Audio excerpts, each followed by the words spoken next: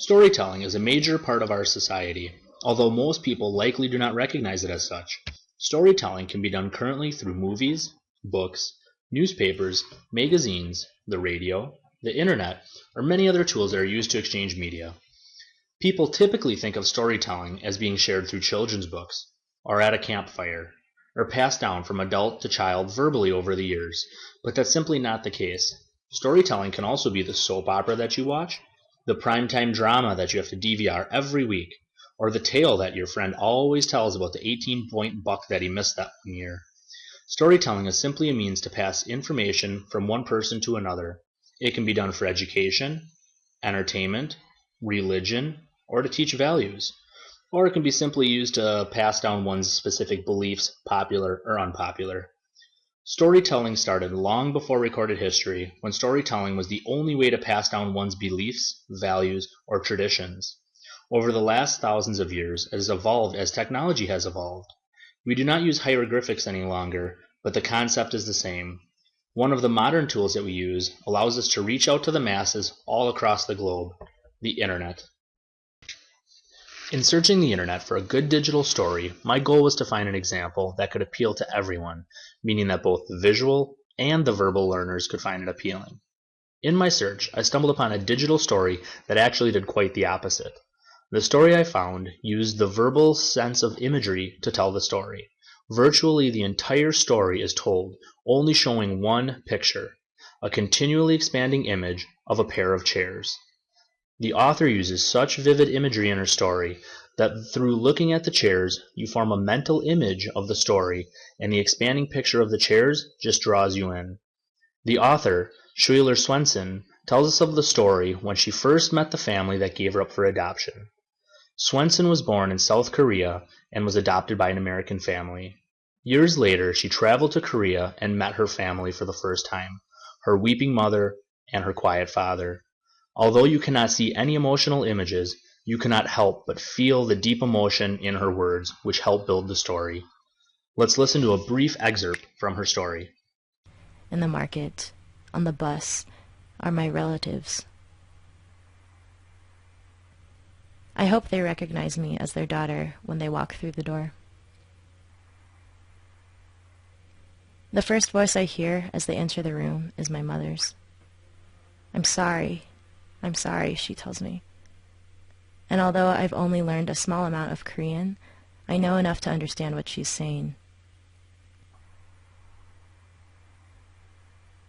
Later on, the reason I found this story so appealing was because of its simple yet elegant beauty. The words chosen, the order of the words, the tone of her voice, the intentional pauses in her speech. They all work together so deliberately that if the goal of the story she was telling was to get a mental picture or a mental image of what she was trying to say, it simply could not have been done any more vividly than she did. The story is concluded with some images of her with her recently reunited family. These images almost provide closure to the story she just told. Podcasts are another form of storytelling. Podcasts are digital media, either audio, visual, or both, that can be subscribed to or used as an on-demand feature.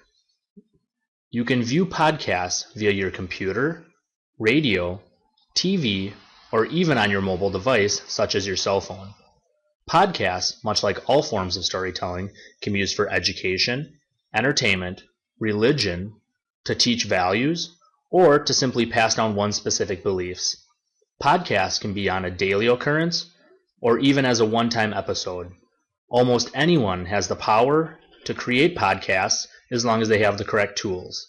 The question is if anyone wants to hear what you have to say. I have never listened to a podcast before, so truthfully, I really didn't know where to start. I started to search iTunes for something that I really enjoyed, grilling out. I stumbled upon a great podcast called Cooking Everything Outdoors. This podcast has many episodes available on demand that if you want to cook something on your grill or your Dutch oven, you can probably find something here. There's many episodes on many different topics.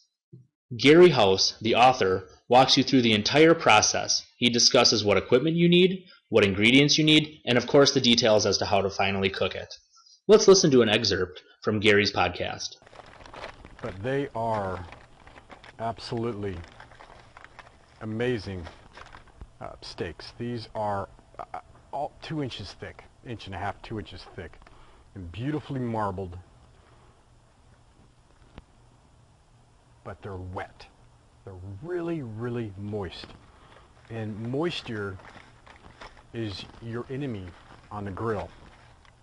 So what we need to do first, and this is the first tip and the first trick, is that we need to get the moisture off of these steaks. The reason I like this podcast is because it's put together very organized.